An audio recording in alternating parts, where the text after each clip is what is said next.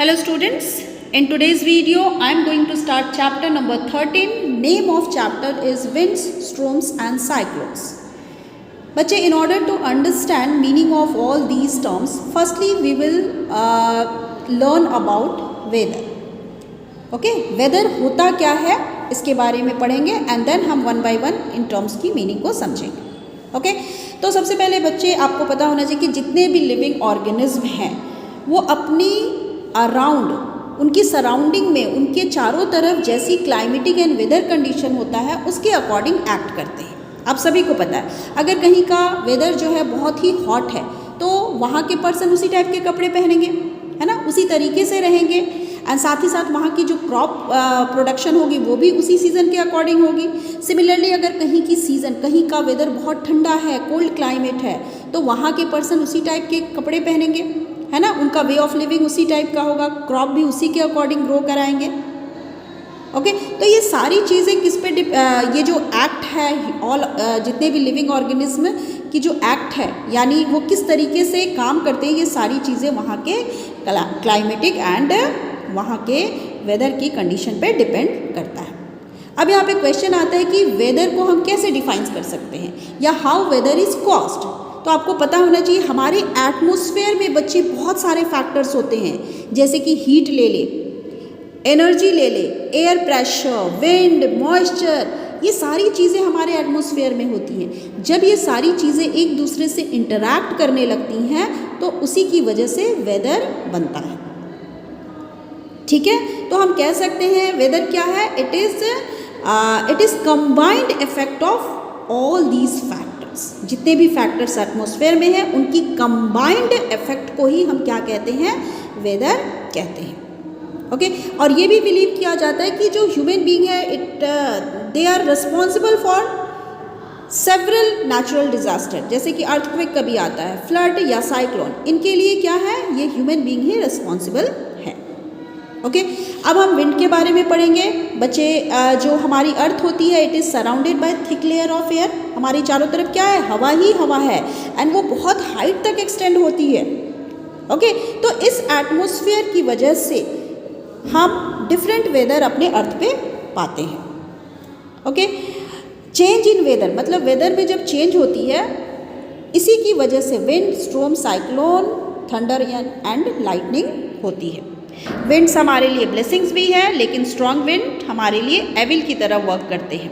अब यहाँ पे क्वेश्चन आता है कि विंड की फॉर्मेशन, विंड किस तरीके से प्रोड्यूस होते हैं. तो बच्चे आपको पता होना चाहिए कि ये जो हमारी अर्थ की सरफेस है उसकी जब अनइवन हीटिंग होती है तो अनइवन हीटिंग की वजह से ही विंड की फॉर्मेशन होती है. क्लियर. सपोज कीजिए कि कोई एरिया है, कोई सरफेस है, लैंड की कोई सरफेस है, उस पर हीट डायरेक्टली फॉल कर रही है तो उस सरफेस के अराउंड जो भी एयर है वो बहुत ही जल्दी क्या हो जाएगा, वार्म अप हो जाएगा, वो बहुत ही ज़्यादा गर्म हो जाएगा एंड वो वार्म एयर क्या हो जाएगा, वो ऊपर की तरफ मूव करने लगेगा क्योंकि वो लाइट वेट हो जाएगा. So we can say warm air जो है वो ऊपर की तरफ जाएगा. ऊपर की तरफ जाने से वहाँ की जो एरिया है वो लो प्रेशर एरिया कहला जाएगी. ओके एंड जो कूलर एयर है वो क्या होगी, हाई प्रेशर एरिया से लो प्रेशर एरिया की तरफ आएगी. क्लियर. तो ये जो एयर की मूवमेंट होती है इसी से विंड की फॉर्मेशन होती है. नेक्स्ट हम देखेंगे टाइप्स ऑफ विंड्स. विंड्स के क्या क्या टाइप्स हैं. सबसे पहले लोकल विंड्स एंड दूसरा जो है ग्लोबल विंड्स. लोकल विंड्स क्या होते हैं, वैसे विंड जो किसी भी डायरेक्शन से ब्लो करते हैं and it cover very short distance, ये बहुत कम डिस्टेंस को कवर करते हैं, इनको लोकल विंड्स कहते हैं. लोकल विंड्स को हम 2 पार्ट में डिवाइड कर सकते हैं, एक है हमारा सी ब्रिज एंड दूसरा है हमारा लैंड ब्रिज. तो सी ब्रिज एंड लैंड ब्रिज को हम डायग्राम से समझेंगे. बच्चे यहाँ पे देखो सी ब्रिज को पहले समझते हैं. ये लोकल विंड्स होती हैं. क्या होता है कि ड्यूरिंग डे टाइम सन की हीट कहाँ पड़ती है, इस लैंड पे भी पड़ती है एंड इस water body that means ocean पे भी फॉल करती है.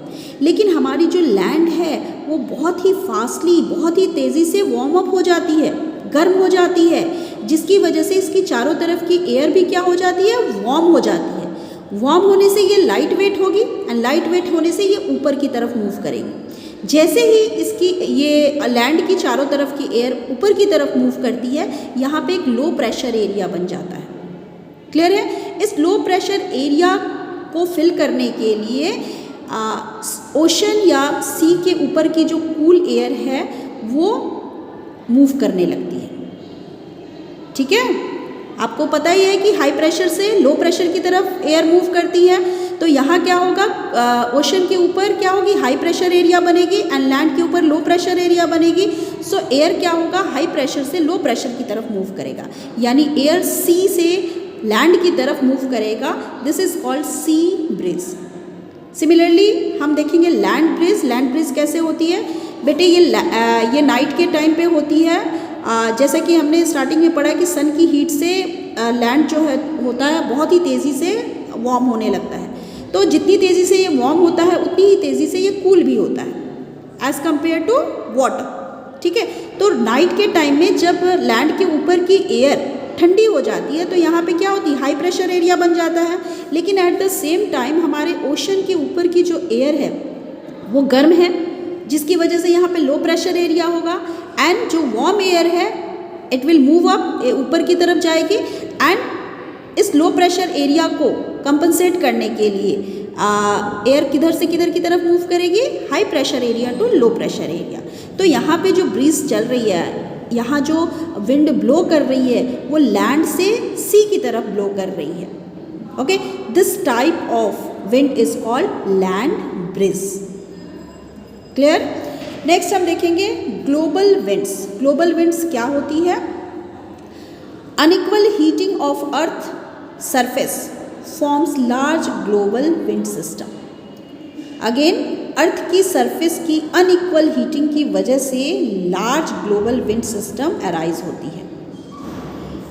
The sun is almost directly overhead for most of the year in the area near the equator. अगर आप अपनी ग्लोब देखोगे तो आपकी अर्थ की ग्लोब क्या है, it is model of earth, तो ये बिल्कुल सेंटर पे क्या होती है, इक्वेटर होती है। इक्वेटर के अराउंड जो भी, इक्वेटर के नियर बाय जो भी एरियाज़ होते हैं उन पे सनलाइट बिल्कुल डायरेक्टली फॉल करती है। ठीक है, जिसकी वजह से वहाँ की अर्थ की सरफेस जो होती हैं फास्टली हीट हो जाती हैं, मीन्स हीटअप हो जाती हैं। एंड पोलर रीजन की बात करें तो वहाँ पे क्या होती है, सन की स्लैंटिंग रे फॉल करती है। ओके, जिसकी वजह से पोलर रीजन की टेम्परेचर लोअर होती है as compare to area near the equator. Clear है? अब पोल के पास की जो कूलर एयर है इट सिंक्स, ये हैवी है तो ये सिंक होती है and it moves towards equator. ठीक है, इक्वेटर की तरफ मूव करेगी। क्यों? क्योंकि इक्वेटर के पास की जो एयर है वो वार्म हो चुकी है, लाइट वेट हो चुकी है, यहाँ लो प्रेशर एरिया बन चुका है, तो यहाँ पे कूलर एयर हाई प्रेशर से लो प्रेशर की तरफ आ रही है। तो ये जो मूवमेंट हुई, this movement produces global pattern of air circulation. तो ये क्या होती है, ग्लोबल पैटर्न होती है एयर सर्कुलेशन की from polar region to equator. Clear है? नाउ अगर हम नॉर्दर्न हेमिस्फीयर की विंड की बात करें, northern hemisphere curve to the right as they move. ये जो विंड होती है नॉर्दर्न हेमिस्फीयर की, ये किस तरफ मूव करती है, राइट के साइड, जबकि साउथर्न हेमिस्फीयर विंड्स जो होती हैं it curve to the left and this effect is called Coriolis effect. Clear? Next हम स्पीड ऑफ विंड के बारे में पढ़ेंगे।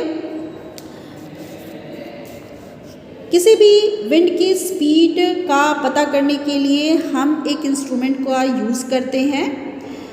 This instrument is called anemometer. बच्चे, हमें स्पीड जानने की ज़रूरत क्यों होती है? हमें पता है कि कुछ विंड्स जो होते हैं बहुत ही कामली ब्लो करते हैं एंड कुछ विंड्स जो होते हैं वायलेंटली ब्लो करते हैं एंड बहुत ही स्ट्रॉन्ग होते हैं। सो हमारे लिए ये बहुत ही इम्पॉर्टेंट हो जाता है कि ये विंड की स्पीड एग्जैक्टली है क्या।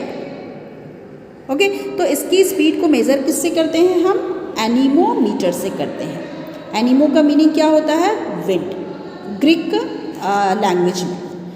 नाउ ये एक ऐसे इंस्ट्रूमेंट है जिसका यूज़ वेदर स्टेशन में किया जाता है and first anemometer was invented by Leon Battista Alberti. इसको किसने इन्वेंट किया था? लियोन बैटिस्टा एल्बर्टी ने किया था।